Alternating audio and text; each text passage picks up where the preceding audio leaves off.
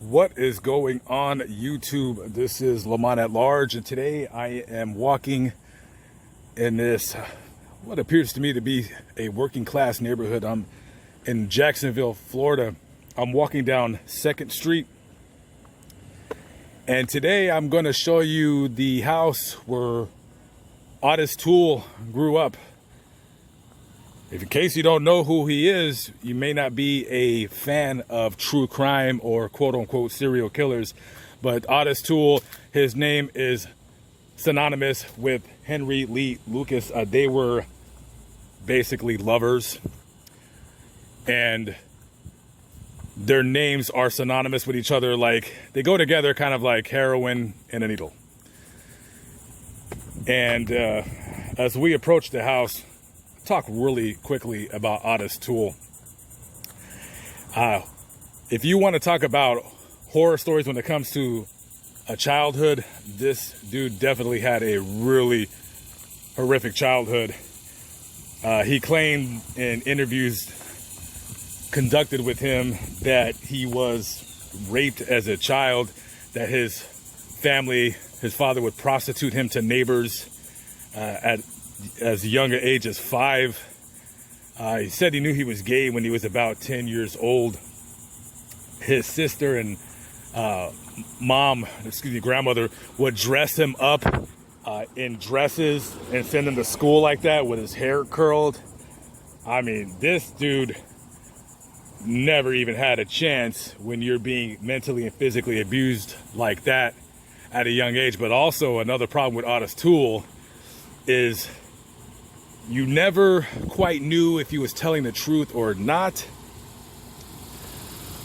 He is probably most famous for the one that is blamed for the murder of Adam Walsh. Of course, Adam Walsh was the son of America's Most Wanted host, John Walsh.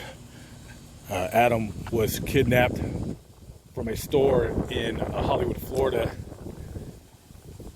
I believe it was back in 1983, and his head was found, but his body was never recovered. And Otis Toole, according to a family member on his deathbed, he died in prison in September 15th, 1996. He died of cirrhosis of the liver at the age of 49. Even though he recanted being responsible for Adam Walsh's murder, he did confess on his deathbed that he did kill Adam Walsh, that he kidnapped him. Adam Walsh started crying, and he punched him in the face and started just pummeling him until he was unconscious. And he then said that he cut off Adam Walsh's head with a machete. And next thing he remembers, that he sees this head in his car, and he throws it over out the window into a ravine, which was later recovered by Indian River detectives down in southern Florida. At the time of his death, he was sentenced to death for a murder of a man.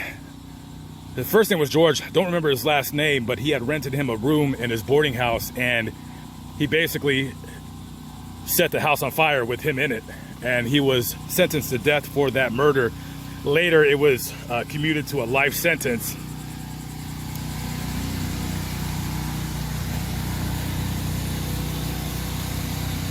Very, very tall tales. Henry Lee Lucas and Otis Toole.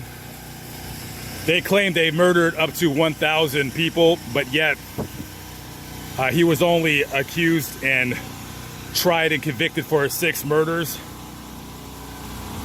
People going back into all of his interviews claim that the amount of miles that he would have had to have driven to commit all these murders, he basically would have had to have driven almost 400 miles a day committing a murder in different cities and just killing and killing and killing. So it's up for debate on whether even Henry Lee Lucas and Otis Toole are actually true serial killers. But Otis Toole had a penchant for setting fires, which he sexualized in his own mind. He would often get off on setting houses on fire, There was once a story. This is how crazy Toole was. One of the murders that he claimed to have committed, a couple, husband and wife, had a flat tire on the side of the road. He was with Lucas, and they stopped to help him. And then Toole supposedly killed the husband, shot him 9 times, and kidnapped the wife.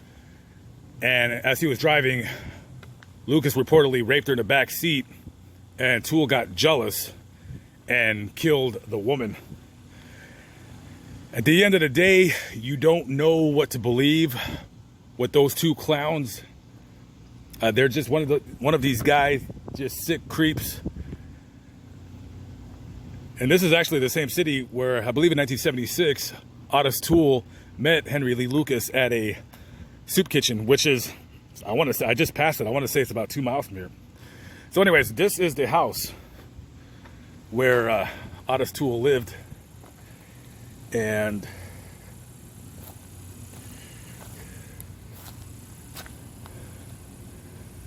pretty interesting to say the least.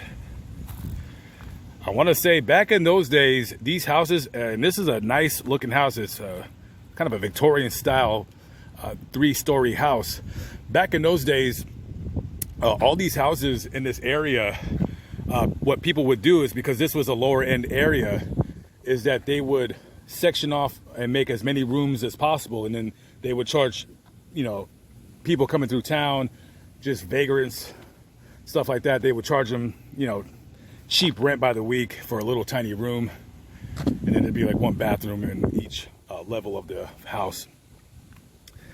I would say now it is a very nice looking house. I wonder if the owners of this property know the horrors that occurred here so long ago.